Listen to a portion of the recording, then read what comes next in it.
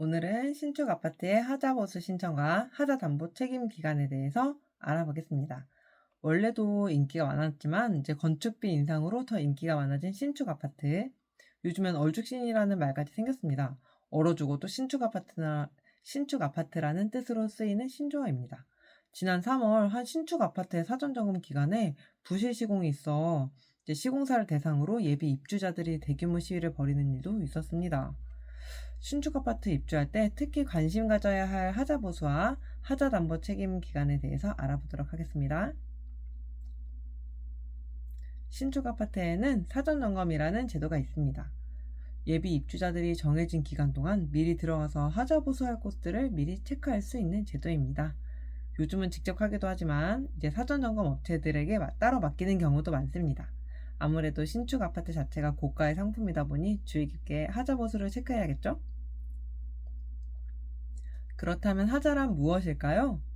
하자란 누수나 균열, 파손 등이 일어나 건축물의 안전, 기능, 미관상의 문제를 초래하는 정도의 결함을 의미합니다. 또한 이제 두 가지 형태로 구분되는데 한 가지는 내력 구조부의 하자, 한 가지는 시설 공사에서의 하자입니다. 내력 구조부의 하자는 공동주택의 붕괴나 일부 전부 모두 마찬가지고요. 구조 안전상의 위험을 초래하는 결함이 있는 경우입니다. 시설 공사에서 하자는 공사의 잘못으로 인해 균열, 누수, 비틀림, 들뜸, 작동이나 기능 불량, 부착 접지 등의 불량으로 인해 안전 기능 미관상 결함이 생기는 것입니다. 실제로 보일러 연결이 다른 곳으로 잘못돼서 겨울을 춥게 보낸 노부부의 이야기도 유명하죠. 그렇다면 하자담보 책임 기간은 얼마나 될까요? 내력, 구조벽, 지방공사의 하자담보 책임은 10년입니다. 시설공사별 하자담보 책임 기간은 종류에 따라 세 가지로 나눠집니다. 마감공사나 장, 도배, 타일, 가구, 가전제품 등 비교적 가벼운 사안은 2년의 하자담보 책임 기간이 적용됩니다.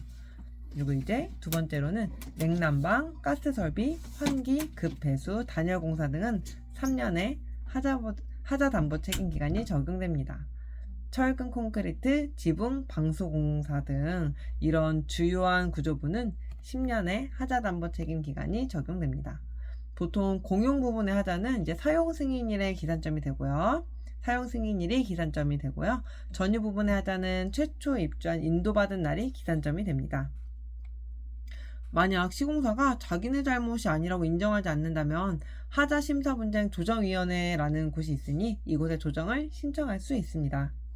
만약 신축 아파트의 소유주가 입주하지 않고 전세나 월세 등을 놓을 경우에는 임차인이 하자보수에 적극적으로 협조하도록 문제가 생기면 관리소무소에 바로 이야기하도록 계약 시 협의합니다.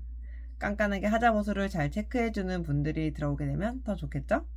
여기까지 봐주셔서 감사합니다. 다음번엔 더 도움되는 내용으로 찾아오겠습니다. 감사합니다.